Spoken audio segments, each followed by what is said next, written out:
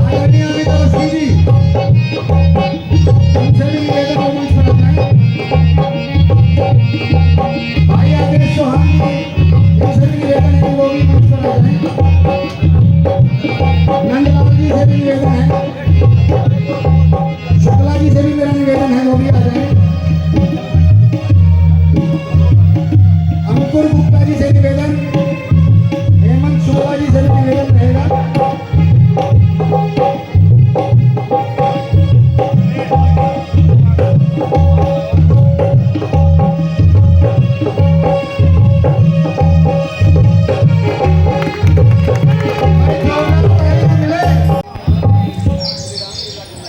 हे महादेवी,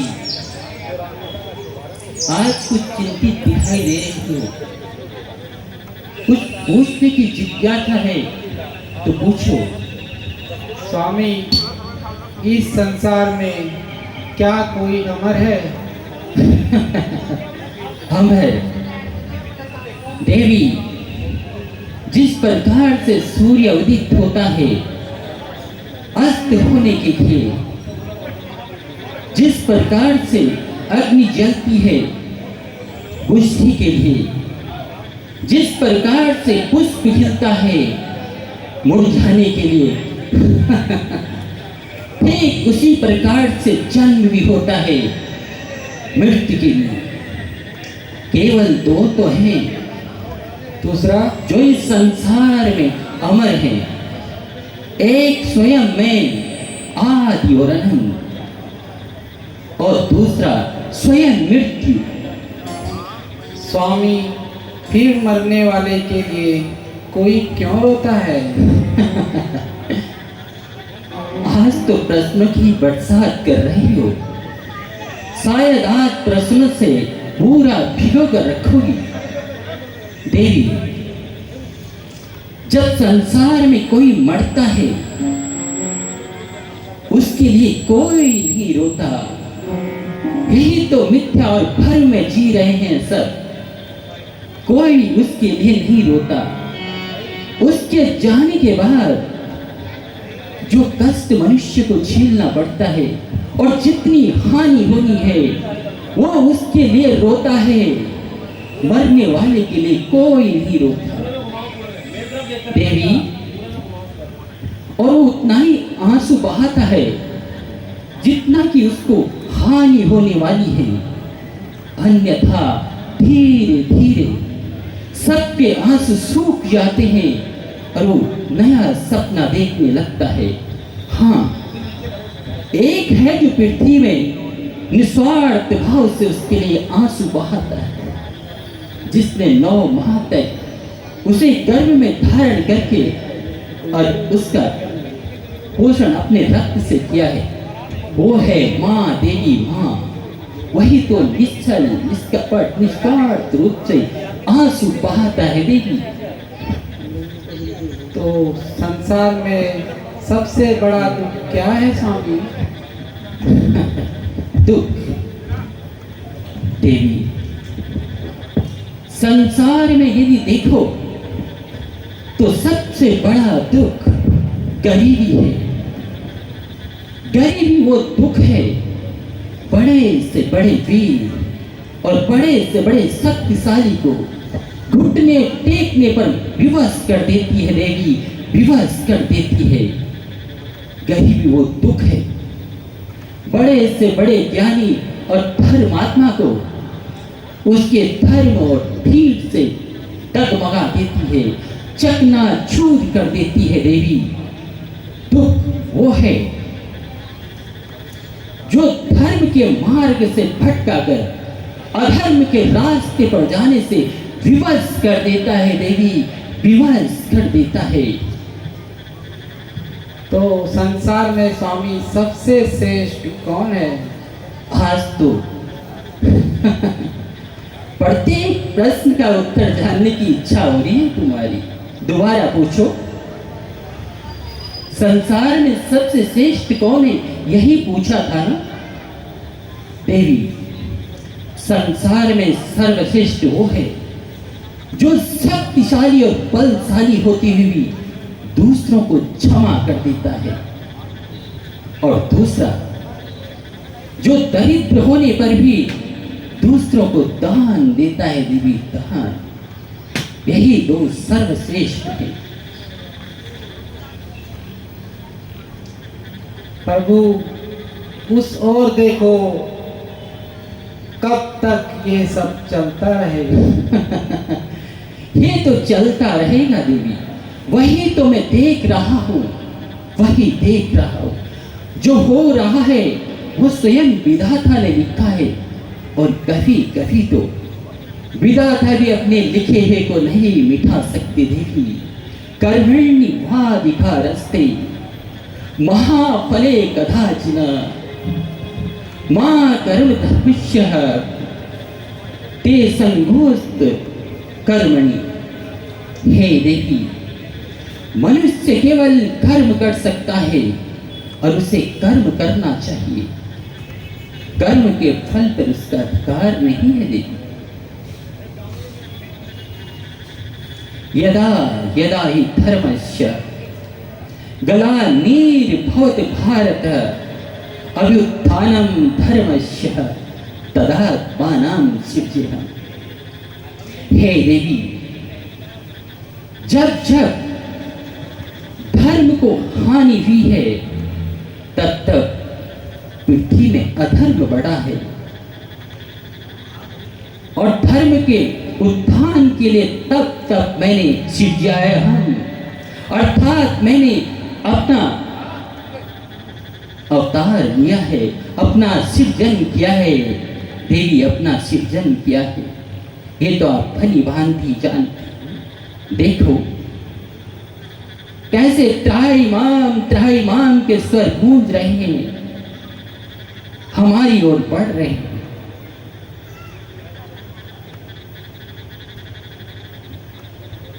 आने दो देवी,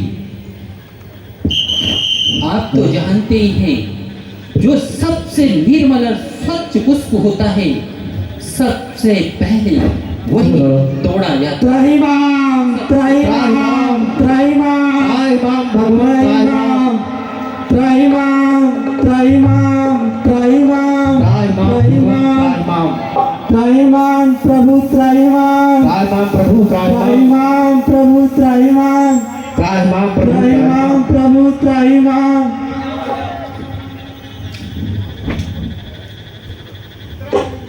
त्राहिमाम प्रभु त्राहिमाम त्राहिमाम प्रभु त्राहिमाम। हे भगवान, त्राहिमाम त्राहिमाम। राक्षस से हम लोग बहुत दुखी हैं। ये राक्षस आकर के हमारी यज्ञ को नष्ट कर देते हैं, मांस आदि के टुकड़े डाल करके हमारे यज्ञ को नष्ट कर देते हैं। इन राक्षसों से हमारी रक्षा करें हे प्रभु। त्राहिमाम प्रभु त्राहिमाम।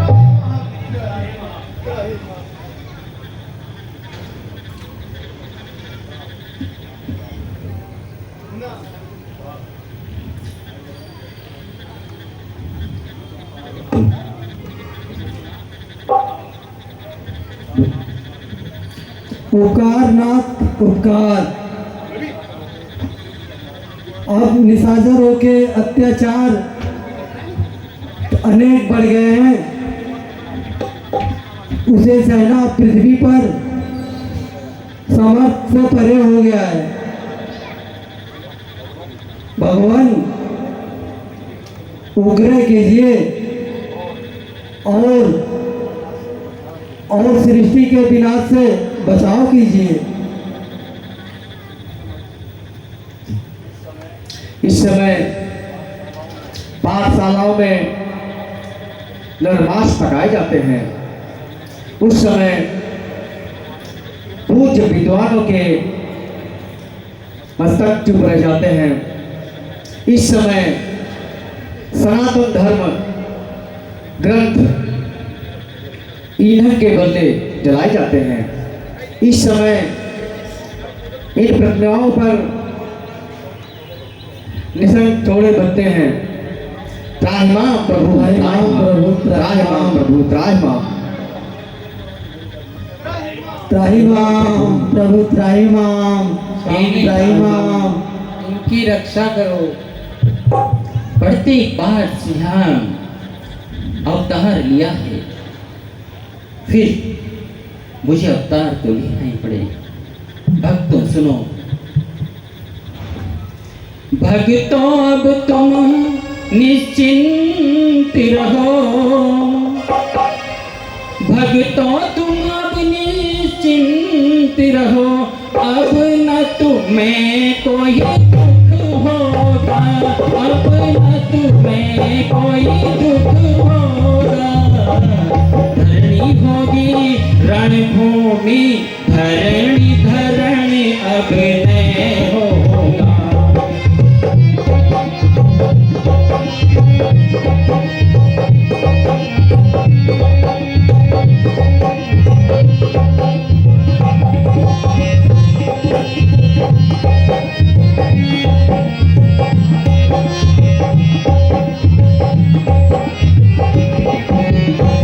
भक्तों अब तुम निश्चिंत रहो,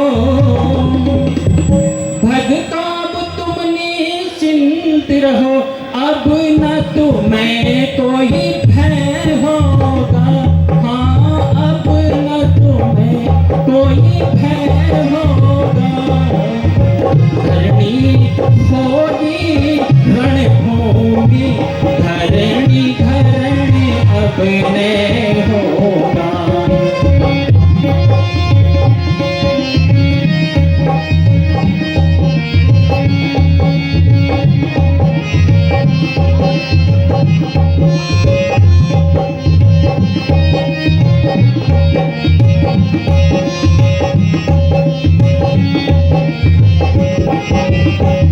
सुन सकते नहीं कान मेरे,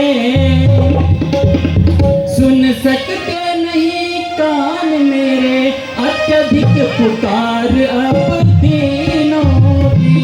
हाँ, अधिक पुकार अब तीनों की।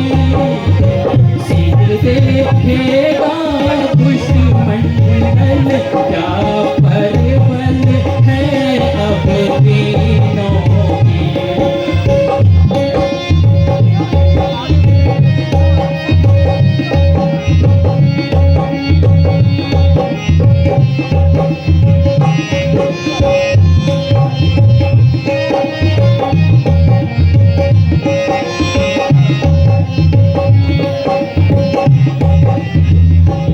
वध है तो हिरण्यकश्यप का जो, वध है तो हिरण्यकश्यप का जो अभी लंब खंभ से निकला है, वही अब रावण बन के मृत्यु बनने को मचला है।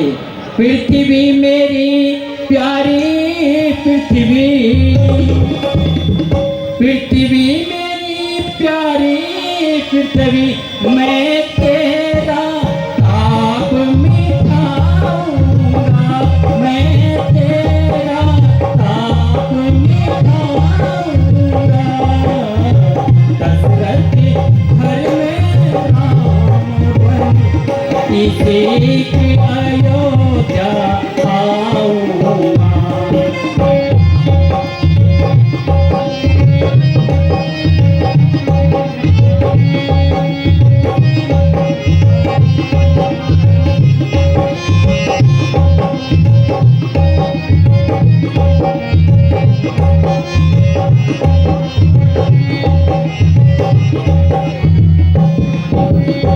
हे देव गणों, जिस प्रकार से वो पृथ्वी में समस्त को सामान्य मनुष्य समझकर कीड़े मकोड़े की तरह रौंद रहा है, मैं भी ठीक उसी सामान्य मनुष्य के रूप में दशरथ के घर जन्म देकर राम अवतार में उसका अंत करूंगा, उसका अंत करूंगा। आप निश्चिंत रहिए।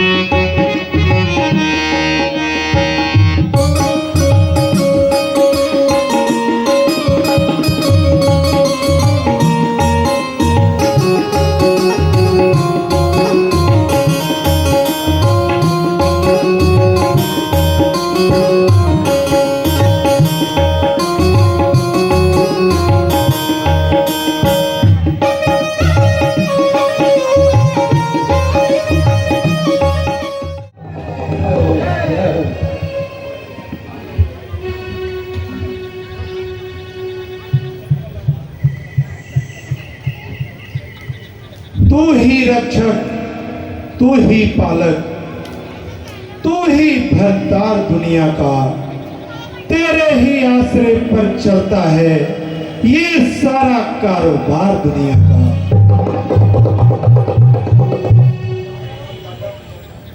सदा से एकता के आश्रय संसार चलता है, राजा और प्रजा से मिलकर ही कारोबार चलता है।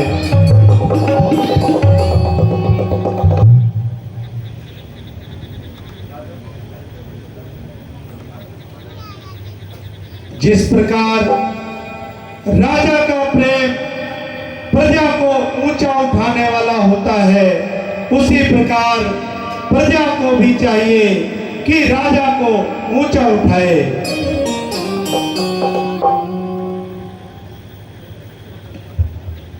सत्य वचन है निर्णायक। नए कर आधीन है, जनता बहुत खुशहाल है। ये आपकी कृपा से रघुकुल का मिलन विस्तार है। ऐसा है सदा अयोध्या की, श्री सम्राट पर है शेर बकरी पी रहे एक ही घाट पर पानी।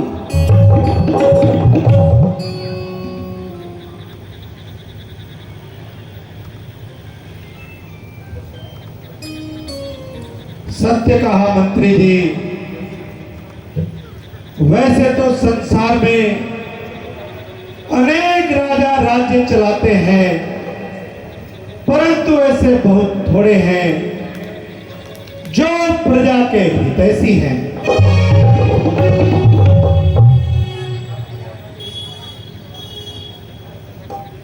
जिस प्रकार प्रजा का प्रेम राज्य की जड़ों को मजबूत बनाता है, उसी प्रकार राजा का न्याय भी प्रजा को ऊंचा उठाने वाला होता है।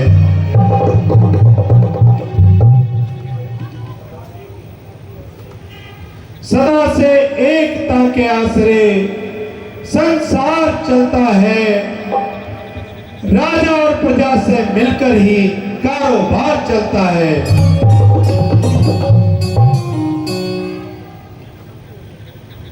सत्य वचन है महाराज।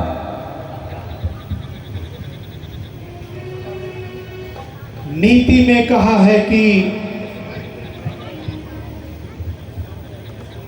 जिस शरीर में प्राण नहीं, जिस सरोवर में कमल नहीं, जिस घर में दीपक नहीं और जिस राज्य में राजा नहीं और उस राजा में न्याय नहीं, तो वह राज मरघट के समान है।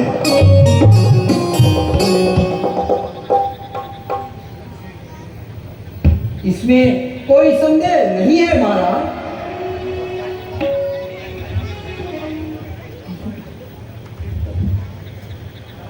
महाराज की जय हो। महाराज कहो द्वारपाल, क्या संदेशा लाए हो? महाराज श्री ऋषि सनातनु के पुत्र श्रवण कुमार दरबार में आना चाहते हैं। क्या कहा? श्रवण कुमार भला किसी आप का आइए। कर न सको, और उन्हें दरबार में ले आइए। बुरा किसी का मत करना,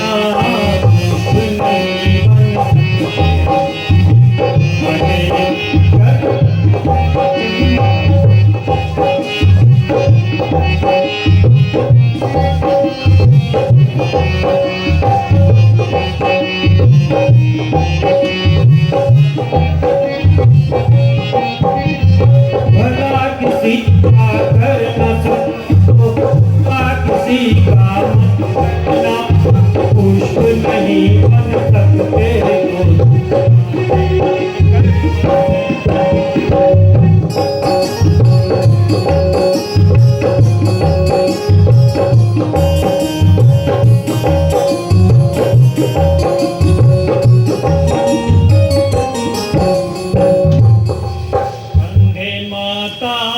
पीता शर्मन पानी पीला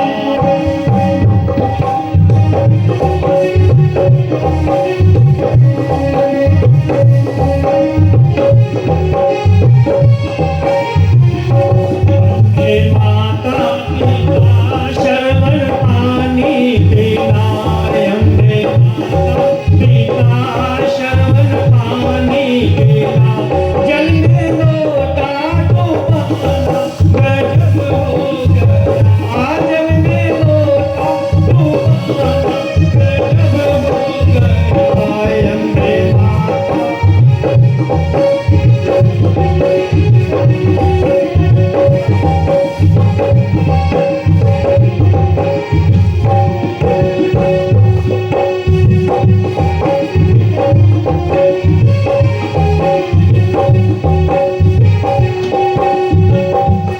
आगे सूरज चले पीछे चंदा चले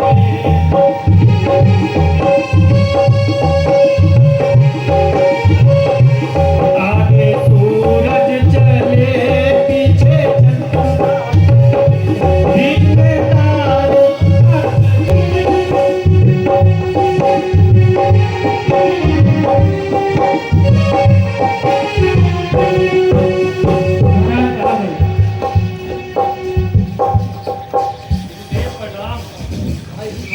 आयुष्मान भव। सदा सुखी रहो।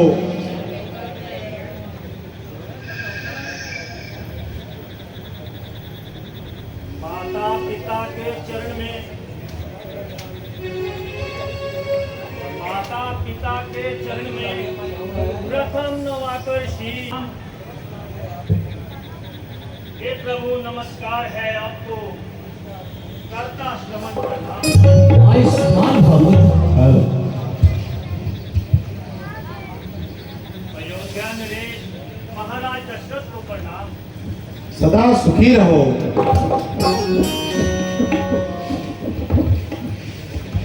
शुभ दिन शुभ पल शुभ घड़ी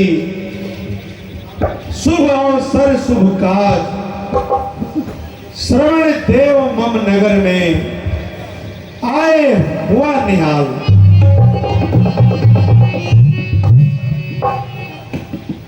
निसंदेह राजन,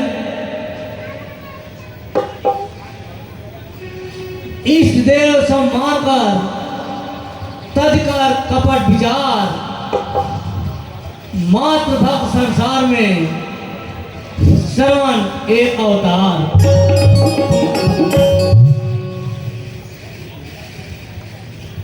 गुरुदेव हे गुरुदेव मैं बड़ा बनकर नहीं आया, मैं तो एक छोटा सा बालक बनकर आया हूं तुम्हारे द्वार पर हे नाथ। मैं तो याचक बनकर आया हूं।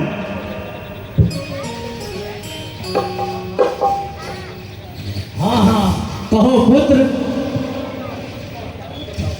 अपने आगमन का कारण बताओ। नाथ, जिस प्रकार बिना पति के पत्नी, बिना श्रद्धा के सुख और बिना न्याय का राजा बात की खान होता है, उसी प्रकार हे गुरुदेव, उसी प्रकार बिना माता पिता की भक्ति के एक पुत्र का जन्म अधिकार होता है।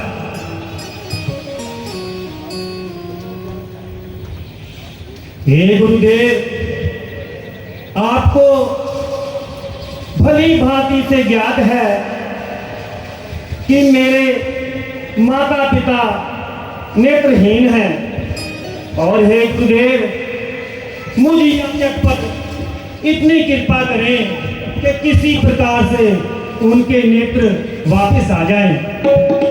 अगर उनके नेत्रों के लिए मुझे अपने नेत्र भी दान करने पड़े, हे गुरुदेव कुछ ऐसा आशीर्वाद दें, इस याचक पर कृपा करें कि मुझे यदि अपने भी नेत्र दान करने पड़े तब भी मैं खसते हुए उन्हें पग न्यौछावर कर दूंगा।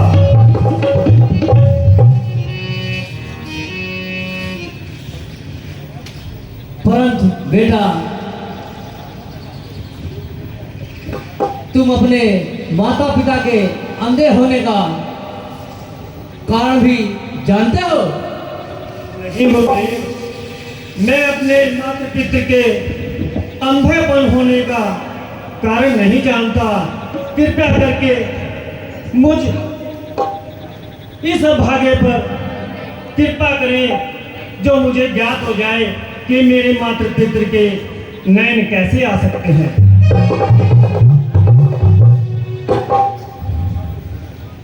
अच्छा तो सुनो, तुम्हारे माता पिता सदैव अंधे नहीं थे। क्या कहा गुरुदेव? क्या कहा आपने गुरुदेव? ये क्या मेरे माता पिता अंधे नहीं थे? निसंदेह बताइए गुरुदेव। उनके कोई पुत्र नहीं था, फिर उन्होंने पुत्र प्राप्ति के लिए कठिन तप किया। तब ब्रह्मा जी ने प्रसन्न होकर उन्हें यह कहा कि तुम्हारे भाग में पुत्र का सुख देखना नहीं है। फिर क्या हुआ गुरुदेव? इसलिए यदि तुम दोनों अंधा होना स्वीकार करो तो मैं तुम्हें पुत्र रत्न का आशीर्वाद दे सकता हूं। और शरण कुमार उन्होंने अंधा होना स्वीकार कर लिया। अच्छा गुरुदेव, धन्य है मेरे माता पिता, धन्य है वो माता पिता के चरण। आज मुझे ज्ञात हुआ कि मैं उन्हीं के कारण आज इस सृष्टि पर आया हूँ। धन्य है मेरे माता पिता, धन्य है।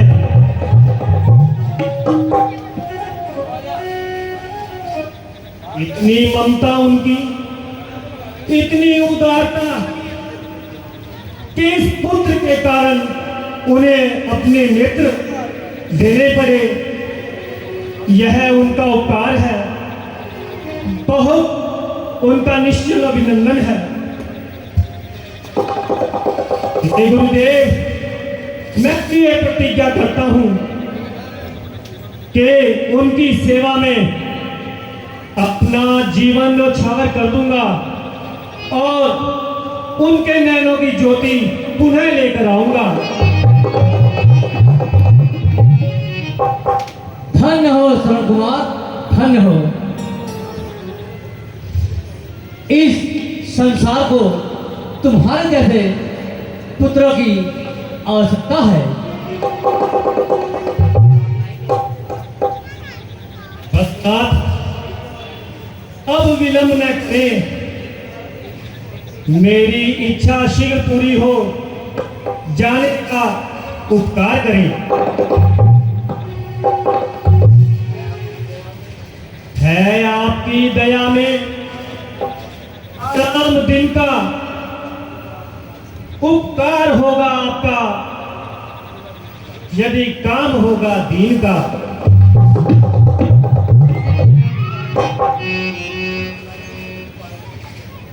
गुरुदेव, बतलाए कुछ उपाय,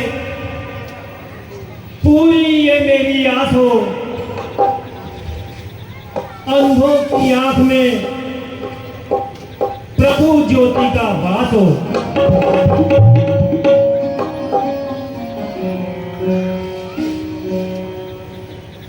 हे शरण कुमार, सुनो,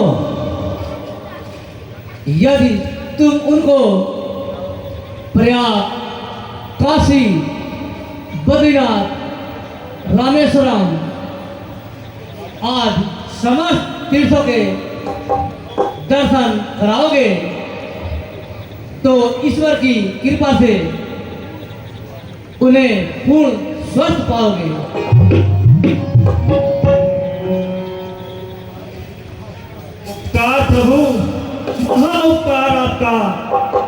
दीन पर कृपा करी आपने।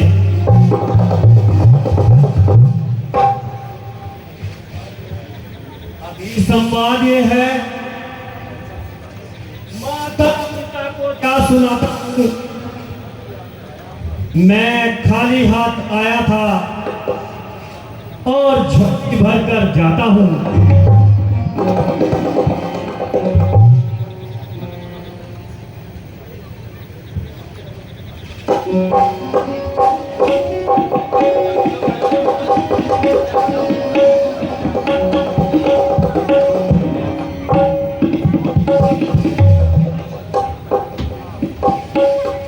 परंतु बेटा श्रवण कुमार, अपने अंधे माता पिता को ये सारे तीर्थ किस प्रकार कराओगे?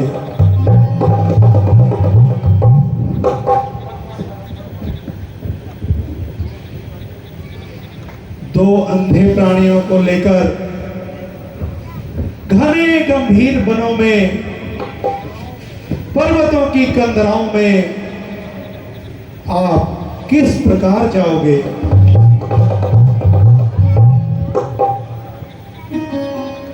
महाराज, कहिए। महाराज, श्रद्धा के आधार पर, भक्ति के सहारे पर और गुरु विशिष्ट के आशीर्वाद से और प्रभु के प्रताप से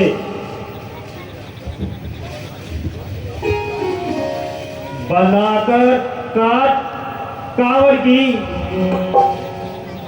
अपने कंधे चढ़ाऊंगा। सभी तीर्थों पर उन्हें मैं स्वयं जाकर स्नान कराऊंगा।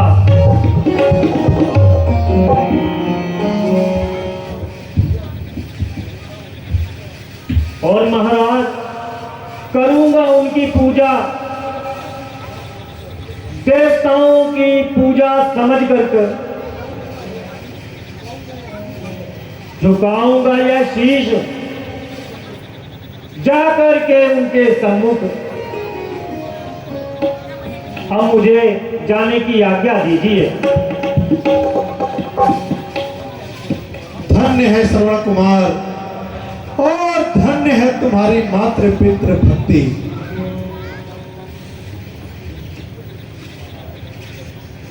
माता पिता के चरणों में जिसका प्रेम प्रधान,